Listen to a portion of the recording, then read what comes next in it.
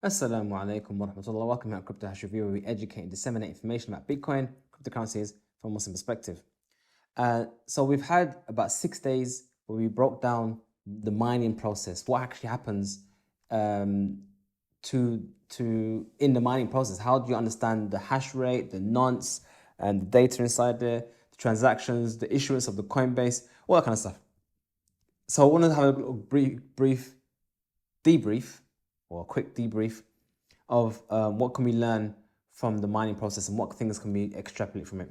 First thing I like to say, which is something I've always felt which is true, and that is that the proof of work or the blockchain mechanism is actually indirectly an evidence for creation.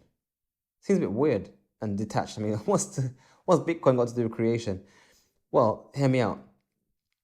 Bitcoin, the mechanism of Bitcoin, ties a digital mechanism into the physical world. And that's by the use of the blockchain, i.e. a chain of continuous blocks. Now, as you've seen from the previous videos, that each block contains the hash of the previous block. So basically the way the program works is that every time a new block is made, you have to include the previous block, and that's how the blockchain is continuing on. Except for one block. There is one particular block that didn't follow that rule. So the whole program is built around, previous hash plus current data and the block and then the date, and then you hash that together, and then you get this all and the nonce, all this the way it's just a continuous system doing the same thing over and over and over and over and over and over again. But there's one block that doesn't work that way, and that block actually had to be hacked. It had to be hacked to work, as in almost like an engine. You had to kickstart the engine to get the engine to start moving. And that was the Genesis block, which is actually interesting. They call the word Genesis as the beginning. In the Bible, the first chapter in the book is called Genesis because it's the beginning of everything. So it's called the Genesis block because Satoshi Nakamoto, in order to launch the blockchain and kickstart it, a special action had to be done to get the process going. Once the process was started, then it would just function on its own. The miners do what they need to do and blah, blah, blah. But to get the first block to start, you need to hack the system to get it to function, which is and because the blockchain is event-based, as in this is based on this event, and this event is based on this event, this event, and so on and so forth, just like creation, just like where we live right now, our lives right now, our moment right now is dependent on the previous moment. This minute is dependent upon the previous minute, which is dependent upon the previous minute, going back and back and back up until the very first minute, up until the very first block, where it needed to have that hack, that initial kickstart to get it working. So we would say as Muslims that kickstart is Allah, the creator, something that was outside of creation, not a part of creation, not a part of our domain, that caused it to go in, that caused it to start. Just like Satoshi Nakamoto wasn't part of the blockchain, but he had to do something special to get it started. Just like creation itself, it needed something special to get it started, which we call the creation of the heavens and the earth. So that's interesting. That the blockchain itself, because it reflects reality, we even see that from the very first block, how it had to have that initial creation to come into function. Also, another benefit we see from the blockchain is that it weaves within the blockchain, which is a digital thing, the real world. Well, what we mean by that is, in order for the block to exist, something must exist in the real world. Listen carefully. It's very important you get this, because many people who criticize and critique Bitcoin and blockchain and belittle it don't really get this point. And the point is that Bitcoin is digital. It's just information. Whatever. It's just information can be copied. But how do we tie this information to the real?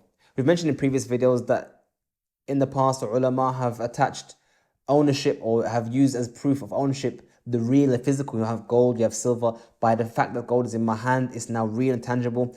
The fact that the real exists and can't exist in two places at once prevents double spend. If I give you a gold coin, I can't give you a gold coin, I still have the gold coin, that's double spend. So in reality, things only exist in one place like that.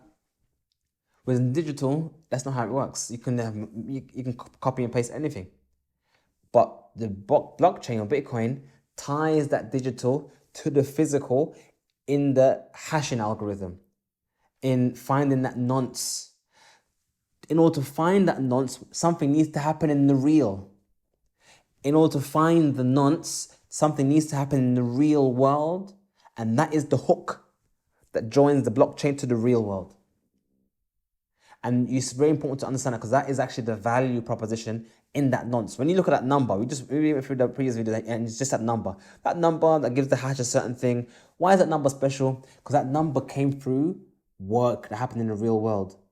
It's very important to get that nuance. It's very important nuance. That number was earned through physical activity. And that's the secret sauce that ties Bitcoin to the real world. So therefore, we can argue, those will say, what is Bitcoin? Bitcoin is nothing. Actually, Bitcoin is not nothing. To get that nonce, someone had to do something somewhere, which is something. That's a lot of sums, but you get the gist. Another point to mention is that there's a reason for this delay. Why is the Bitcoin blockchain built in such a way that there has to be a 10-minute delay? Now, this is not something we really expand upon in previous videos, but I'm going to expand upon it now. The reason being is because in order to prevent a corruption of the network, there had to be some way to delay the transaction. So let me explain why that is necessary, why the 10 minutes, which people complain about, is necessary. Okay, let me explain. If every block was mined per second, for example, that means that if someone was to, for example, express or do a certain amount of work for 5 minutes and was able to rewrite the blockchain, for example, that's a lot of transactions going way back, getting rewritten. And you're able to, what's called a reorg of the blockchain can happen over a large span of things. And basically it allows a person it allows there for some kind of attack vector in the blockchain. Number one. Number two, which is probably more important, it allows for there to be synchronization across the world easily. So think about it. If you have a block, which is 1 megabyte, how quickly can that block be transferred across the world so other miners and other people can make sure they get this data and they can build upon this data and it can be synchronized. So there are many fundamental reasons why that 10-minute block is actually that sweet spot. Any longer would have been too much. Any shorter would have been too fast. That's one of the cases we made for Bitcoin. Now, truth be told, it can be argued that there are many other blockchains that function, that don't have these issues, and they have faster block times. However, I would counter argue saying that there's a reason why Bitcoin is the largest cryptocurrency and the most secure on the network, and it has never been hacked since it launched. Whereas other coins, which do have these faster mine times, have had many severe reorgs and all kind of stuff, which I'm not going to get into now. But on the computer science level, the 10-minute limit is beautiful. Another issue to highlight is the superiority of proof of work to proof of stake. Proof of work, for those who are unaware, basically, when you bring that nonce is proof that you did some work, physical work, and you exerted energy and time. And that's another answer. People say, oh, Bitcoin wastes electricity. No, that is the value in that number. But some people want to move to what's called proof of stake, whereby rather than people work for a number, find a number, rather you just stake money on the exchange. You stake money on the blockchain, and everyone gets their share of mining the block. So there's no work involved, but you stake a value, an amount. And the idea is that if you become a bad actor, if you try to misbehave in a network, you lose your stake, you lose your money. What that does is that, number one, you lose that value of attaching the blockchain to the real. And what you do now is attach it to the wealth, to the riches. Those who already have money, they have a larger stake by default of having money. There's no, as in no one can really catch up. There's no physical work involved. It's just literally, I got money, deploy. Again, a long discussion. I'm not here to have a big discussion. I'm sure people might have counter arguments, but I'm just saying that I believe, based on my belief, based on the case I've made for money, how money is attached to real life activity, work, as it relates to gold, shells, beads, silver, whatnot. All the money throughout history has attached to it physical activity, the real world, to ground it within reality. And proof of work does that. Proof of stake detaches that from the reality. And one last point to mention is that proof of work systems that are new are not as robust as Bitcoin, which kind of shows the benefit of Bitcoin. When Bitcoin first started, the network was very young and technically very weak. Anyone could have attacked Bitcoin in the various ways in which Bitcoin proof of work could be attacked. But because no one knew about it and no one cared about it, it wasn't really attacked as much or at all. But now Bitcoin has reached a certain level of dominance and strength in the network. Now attacking it becomes almost impossible. It's too expensive to actually do in a feasible manner, as opposed to other chains that are proof of work that are very young. Now that Bitcoin and crypto is a thing, it's very easy to be hacked because they don't have much network or hashing power on the network. So Bitcoin has a very strong network because the hashing power is there for the Bitcoin network. Anyway, we hope you find this little summary beneficial. Like this video, subscribe to our channel, check out our website, and may Allah give you plenty Bitcoin. Assalamu alaikum wa rahmatullah.